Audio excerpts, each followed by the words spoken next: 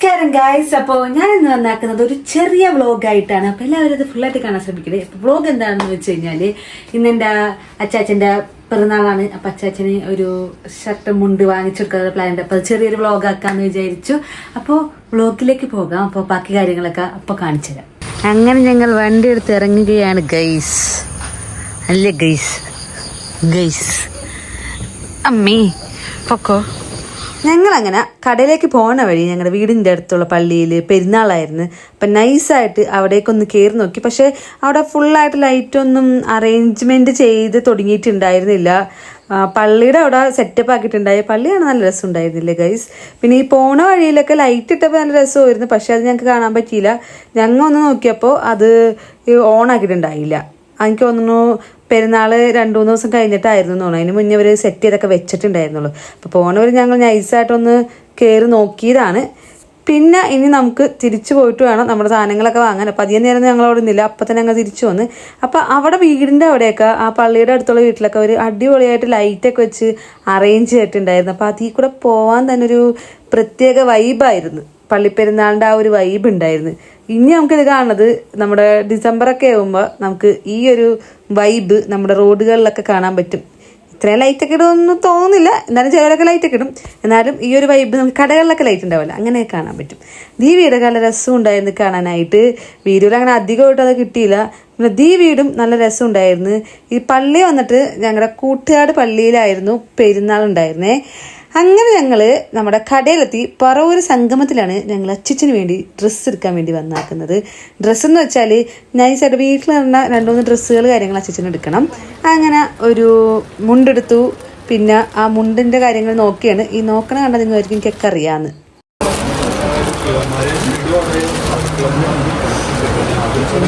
ഡൗട്ടായി. അതെ ഗൈസ്, എന്തെടുക്കണമെന്ന് എനിക്ക് ഡൗട്ടായി. ലാസ്റ്റ് ഒരു ടീഷർട്ടും 2 മുണ്ടും വാങ്ങിച്ച് ഞങ്ങൾ അവിടെ നിന്ന് വേഗം ഇറങ്ങി. കാരണം അധികം നേരം നിന്നാൽ ഞാൻ ഒന്നും എടുക്കില്ല. കാരണം എനിക്ക് മൊത്തത്തിൽ കൺഫ്യൂഷനാകും. എപ്പോഴും കടയിൽ പോകുമ്പോൾ കിട്ടുന്ന ഒരു പണിയാണ് ഗൈസ് ഇത്. ഏത് കടയിൽ പോയാലും എനിക്ക് എന്തെടുക്കണമെന്ന് ഡൗട്ടാവും. പിന്നെ പ്രത്യേകിച്ചൊന്നും തീരുമാനിച്ചായിരിക്കില്ല ഞാൻ കടയിൽ കയറുന്നത്. അവിടെ ചെല്ലുമ്പോൾ എന്ത് കാണുന്നു അതാണ് ഞാൻ എടുക്കാറ്. അതാണ് ഒരു പണി.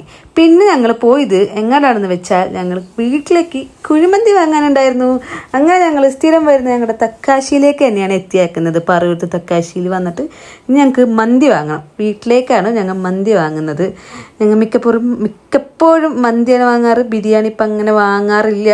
അത് വാങ്ങുന്നുണ്ടെങ്കിൽ മന്തിയാണ്. പിന്നെ അത് കഴിഞ്ഞിട്ട് ഞങ്ങൾ അമ്മയ്ക്ക് കുറച്ച് മെഡിസിൻസ് വാങ്ങാനുണ്ടായിരുന്നു. അപ്പം അത് വാങ്ങാൻ ഞങ്ങൾ കടയിൽ കയറി.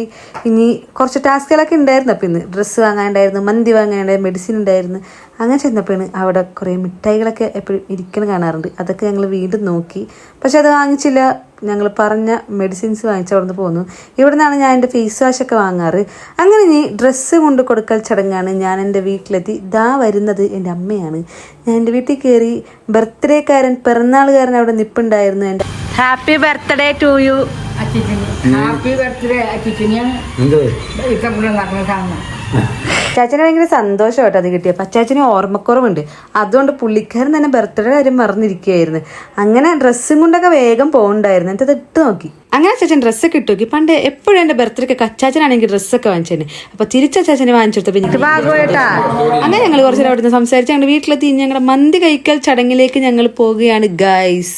ദർശിതേ, എന്താ ഫുഡ്? നമുക്ക് കുഴിമന്തി. പക്ഷേ ഈ കുട്ടി ഒറ്റയ്ക്ക് ഫുഡ് കഴിക്കില്ല. വാരി കൊടുത്താലേ ഈ കുട്ടി കഴിക്കൂ. അങ്ങനെ ഞങ്ങൾ എല്ലാവരും കൂടി ഇരുന്ന് മന്തി കഴിക്കാൻ പോവാണ്. ഇന്നത്തെ വീഡിയോ ഉണ്ടല്ല ഫുൾ വോയിസ് ഓവറാണ്. അപ്പോൾ നെക്സ്റ്റ് വീഡിയോയിൽ നമുക്ക് കറക്റ്റായിട്ട് സെറ്റാക്കി എടുക്കാം. അപ്പോൾ ഇന്നത്തെ വീഡിയോ ഇത്രയും കണ്ട എല്ലാവർക്കും താങ്ക് യു. അടുത്ത വീഡിയോ ഞാൻ വേഗം വരുന്നതായിരിക്കും. അപ്പോൾ ചാനൽ സബ്സ്ക്രൈബ് ചെയ്യുക. Tata bye bye, see you soon.